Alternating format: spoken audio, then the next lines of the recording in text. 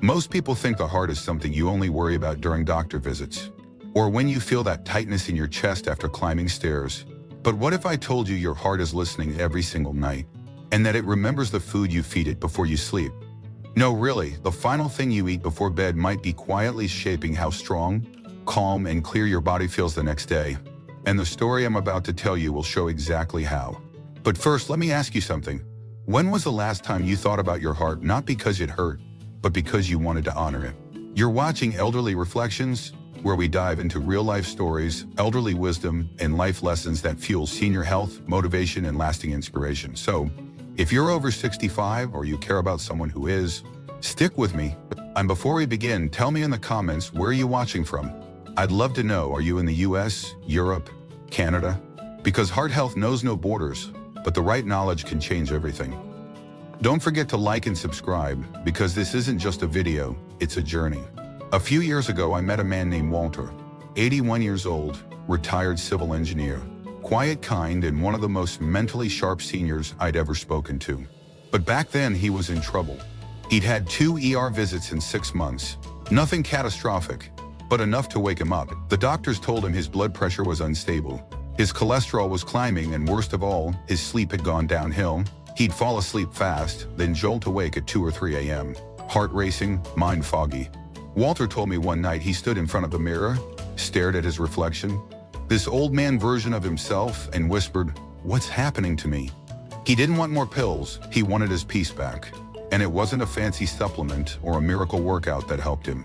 It was a plate, a simple decision he made about what to eat each night before bed. Now you might be asking, what did he eat? Why did it help? And could it help you too? Stay with me, I'll tell you. To begin, we'll explore the first 2 foods Walter used. Just a few spoonfuls of steel-cut oats warmed in almond milk with a sprinkle of cinnamon. Why? Because oats contain beta-glucan, a special kind of soluble fiber that helps reduce LDL cholesterol, the bad kind. But more than that, oats work especially well at night, when your liver is most active in cholesterol production. It's like sending a message to your body, saying, let's clean things up while you sleep. Within 6 weeks of this change, Walter's LDL had dropped 18 points. But that's not all. He told me his sleep felt deeper, his heart didn't thump him awake anymore, and he said the quietest thing, I felt safe again. According to Harvard researchers, seniors who regularly consume whole grains like oats see a 21% lower risk of heart disease. That's not just data, that's hope. But Walter didn't stop there. He added something surprising, something most people think of as dessert, dark chocolate. Now, before you reach for that candy bar, let me be clear. This isn't about sugar. This is about real dark chocolate, 85% cocoa or more, the kind that's bitter, rich, and loaded with flavonoids. Walter would take 1 or 2 small squares and let them melt slowly on his tongue as he sat by his fireplace. No screens, no distractions, just quiet. Here's why it mattered. Dark chocolate increases nitric oxide in the bloodstream, which widens blood vessels and improves circulation. For seniors, that means better blood flow, lower nighttime blood pressure, and fewer heart palpitations. And the research backs it up. A study by the European Society of Cardiology found that older adults who consumed dark chocolate regularly had improved vascular function in just 2 weeks. Walter's doctor didn't believe him at first, but the numbers don't lie. He called it dessert that loved me back. You see, the elderly reflections we hear from people like Walter, they aren't just stories. They're roadmaps, because the foods we choose before bed are not just about hunger. They're about healing, ritual, mindset. Walter's simple routine of warm oats and dark chocolate became something sacred, a way of saying to his own aging body, I still believe in you. And if that sounds strange, that something as ordinary as a spoonful of oats and a square of chocolate could restore peace to a tired heart, then I invite you to stick around. Next, I'll show you the following 2 foods Walter discovered. One of them is a bright green fruit you've probably ignored in the grocery store. The other is a bedtime drink that's been passed down for generations. Used not just to relax, but to restore. If you've found this story meaningful so far, let me know in the comments. Where are you watching from? And do you have your own evening rituals that help your heart? I'd love to hear. And remember, this is Elderly Reflections, the place where motivation meets science, where elderly wisdom becomes action, where life lessons from the elderly aren't just remembered, they're lived. Don't forget to like, subscribe, and hit the bell icon. Your support helps us share more senior health inspiration, and it lets us know these stories matter, because they do, especially when they come from people like Walter. People who chose not to give up, who found strength in the small things, in food, in routine, in care.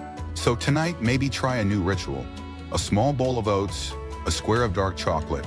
Sit with it, breathe, and remember. Now, if you're just joining us, we've been talking about how this simple act of eating the right foods at night can help protect your heart, especially for seniors. Earlier, I told you about Walter, the retired engineer who rebuilt his nighttime routine around just two foods: warm oats and dark chocolate. Not a diet overhaul, not some overnight miracle, just a quiet, consistent ritual that helped his body rest, recover, and repair. And today, we're continuing that story because Walter didn't stop there. Once he saw the difference those first small changes made, he became curious. What else could help his heart stay calm at night? What else could support clearer mornings, deeper sleep, and more balanced blood pressure? The answer, it turned out, came from something green, small, and often ignored in the grocery store: kiwi. Now I know, you might be thinking, kiwi? Isn't that just a tangy fruit kids eat in school lunchboxes? But here's the thing most people never hear. For seniors, kiwi is one of the most powerful nighttime fruits you can eat. Why? For starters, it's one of the few fruits that's been directly studied for its effects on sleep quality. A 2011 study published in the Asia-Pacific Journal of Clinical Nutrition found that adults who ate 2 kiwis 1 hour before bed experienced significantly improved sleep duration and sleep efficiency. But that's not all. Kiwi is rich in vitamin C, vitamin K, potassium, folate, and a whole group of antioxidants that fight oxidative stress, one of the root causes of heart disease and cognitive decline. It also helps regulate serotonin levels, which means better sleep cycles and improved mood.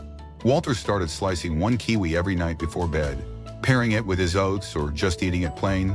And after 2 weeks, he told me something that stopped me cold. He said, "It's the first time I've slept 8 hours without waking up in almost 3 years." And just to be clear, this isn't about magic fruit. It's about science and elderly wisdom coming together. That green little fruit helped reduce nighttime inflammation, smooth out his blood pressure, and create the kind of rest his heart had been begging for. I remember him saying, "I used to think sleep was the problem, but it wasn't. It was what I was doing before sleep." And it wasn't just Walter who discovered this. Let me tell you about another voice in this story, someone who adds a whole new layer of understanding. Her name is Eleanor, 76 years old, retired librarian, widow, and a woman who once told me my memory is my treasure chest. But after a small stroke 2 years ago, Eleanor found herself losing words mid-sentence, forgetting names, even forgetting what day it was. Her son, a clinical nutritionist, sat down with her and said something she never forgot. "Mom, your brain is inflamed. We need to feed it differently, especially before you sleep." So they began a new routine. Kiwi was part of it, but even more important was the drink he gave her. Something old, something golden, something you may have heard of but not like this. I'm talking about turmeric milk, or as some call it. You see, turmeric contains a compound called curcumin, one of the most powerful natural anti-inflammatories on the planet. But curcumin on its own doesn't absorb well in the body unless it's paired with fat and black pepper. That's where the milk comes in. Eleanor's nightly ritual became simple: 1 cup of warm milk, sometimes almond, sometimes oat, with half a teaspoon of turmeric, a pinch of black pepper, and just a touch of honey or cinnamon. Within a month, her son said her language was clearer. Her morning stiffness had eased, and her doctor said her blood pressure, once spiking unpredictably at night, had returned to a smooth, stable rhythm. And again, this isn't theory, it's backed by science. A 2018 study in the American Journal of Geriatric Psychology found that seniors who took curcumin over 18 months had significantly better memory and attention scores, and less accumulation of amyloid plaques in the brain, which are linked to Alzheimer's. For the heart, curcumin reduces endothelial inflammation, that's the layer of cells lining your blood vessels, and improves arterial flexibility so your heart doesn't have to fight as hard. Eleanor once said to me, "It wasn't the milk, it was the moment." And I knew exactly what she meant. Her ritual became a way of reclaiming peace, of telling her body, "You're not a burden. You're still mine, and I'm still here for you." That kind of care, that kind of elderly reflection, it carries weight, because at this stage of life, healing is not just biological. it's emotional, spiritual, and ritual is what ties it all together. Now I want to pause for a second and ask you, what are your nighttime Do you have any foods or routines that help you rest? Let me know in the comments. I'd truly love to hear, and tell me where you're watching from. Whether you're in Ireland or Idaho, Toronto or Tuscany, your voice matters here. You're part of the Elderly Reflections community, a place where senior health meets compassion, where elderly wisdom becomes motivation, and where quiet choices make loud differences. And if this story has stirred something in you, if you've found even one idea worth trying, I ask you kindly to like the video, subscribe to the channel, and tap that bell. We're just getting started. Now it's time to dig beneath the surface. We'll explore the last two heart-slinging foods in Walter's routine, one of them green and leafy, the other as blue as a summer sky. We'll also talk about what to avoid before bed, the common snacks that seem innocent but can throw your entire system out of rhythm. And more importantly, I'll share a story that changed how I think about nighttime, not as the end of the day, but as the beginning of healing. So stay with me. We're walking this path together. One breath, one bite, one choice at a time. There's something powerful about the stillness of night. After the noise of the day, after the decisions, the distractions, the demands, the evening becomes sacred. Those quiet hours hold the potential to either heal or harm. And that's why the final foods we choose before bed are more than just nutrition. They're a message, a ritual, a declaration that says, I'm not done taking care of myself. We began with Walter, the retired engineer who turned his nighttime health around with a small bowl of oats and a square of dark chocolate. Then we added kiwi and golden turmeric milk, two quiet giants in the world of senior health. But there are two more foods I want to bring into this conversation, two more pillars in Walter's ritual. The first might surprise you. It's not flashy, it's not exotic, but it holds one of the highest concentrations of antioxidants found in any fruit. I'm talking about blueberries. That's right, the tiny blue fruit you might keep in your freezer or walk past at the grocery store. But when it comes to heart and brain health after 60, blueberries are in a league of their own. Research from the University of Exeter in the UK found that seniors who consumed blueberry concentrate daily showed significant improvements in brain function, particularly in areas linked to decision-making and memory. But there's more. Blueberries are loaded with anthocyanins, a type of antioxidant that reduces oxidative stress and helps keep blood vessels flexible. For older adults, that means improved circulation, lower blood pressure, and clearer thinking. Walter added just a small handful to his evening yogurt. No sugar, no syrup, just the berries. He said he liked watching the way the purple juice stained the white yogurt. It looked like art, he told me. And that's exactly how he treated his nightly ritual. Like art, not a chore, not a diet, a gift. One night he told me something that stuck with me. He said, the older I get, the more I realize, it's not the big choices that change your life. It's the small ones repeated. That kind of elderly wisdom, that kind of insight, it's why we do what we do here on Elderly Reflections. It's not about rules or restrictions. It's about meaning, intention. And that brings us to the sixth and final food in Walter's heart healing routine, one that almost no one thinks about before bed: spinach. Yes, a leafy green. Walter would prepare a tiny spinach salad with olive oil and a pinch of sea salt, sometimes a slice of boiled egg. And here's why it mattered. Spinach is rich in magnesium, a mineral that helps regulate heartbeat, support muscle relaxation, and calm the nervous system. Many seniors suffer from magnesium deficiency and don't even know it, experiencing symptoms like restless legs, poor sleep, irregular heartbeat, and anxiety. But when you eat magnesium-rich foods, like spinach at night, you give your body exactly what it needs during the hours it repairs itself most.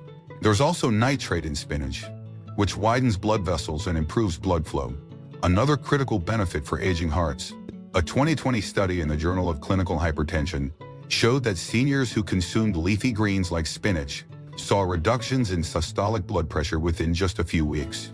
So Walter made it a point, just a handful of greens, not a giant bowl, just enough to tell his body, you're worth caring for. And I want to tell you this, it wasn't just about food, it was about the routine, the choice to sit down, turn off the TV, turn on a lamp, eat slowly. He called it his quiet armor, because it made him feel stronger, not just in body but in spirit. And here's the part that brings everything together. One evening, about 3 months after he started this ritual, Walter told me something that nearly brought tears to my eyes. He said, "For the first time in years, I woke up and didn't feel like an old man. I felt like me." And that's the loop we've been building toward. This whole time, we weren't just talking about oats and kiwis and blueberries. We were talking about dignity, about taking back control, one bite at a time, about remembering that the body is still listening, still fighting, still capable of change, even in its 7th or 8th decade. And so I want to ask you, what are your nighttime habits saying to your heart? Are they helping it slow down? Are they easing the pressure on your arteries? Are they letting your brain rest without chaos? And if not, can you try just one of these foods tonight? A few blueberries, a slice of kiwi, a spoonful of Greek yogurt, a mug of turmeric milk. You don't need to do it all. You just need to begin. Because from what I've seen, the seniors who live longest, who stay sharpest, are rarely the ones who followed every rule. They're the ones who made their routines sacred, who listened to the quiet, who made peace with aging, not by surrendering, but by choosing to participate in their own health. So now as we close this story, I want to leave you with Walter's words. I wrote them down in my journal that night. He said, "We don't control how long we live, but we do control how present we are while we're here. And presence begins the moment we choose to care." If that speaks to you, if this story has stirred something real, please leave a comment and tell me where you're watching from. Are you in Georgia, in Paris, in a quiet town by the sea? I'd love to hear your story. And if you want more reflections like this, if you want real tools, real science, and real voices from the elderly who've lived these lessons, subscribe to this channel, Elderly Reflections. Hit the bell, because we're building something together, a community, a reminder that senior health is not just about numbers, it's about soul, and that the way we eat, the way we rest, and the way we love our aging bodies might just be the most powerful medicine we have left. So tonight, eat with intention, rest with gratitude, and remember, your heart is still listening, and it's still worth fighting for.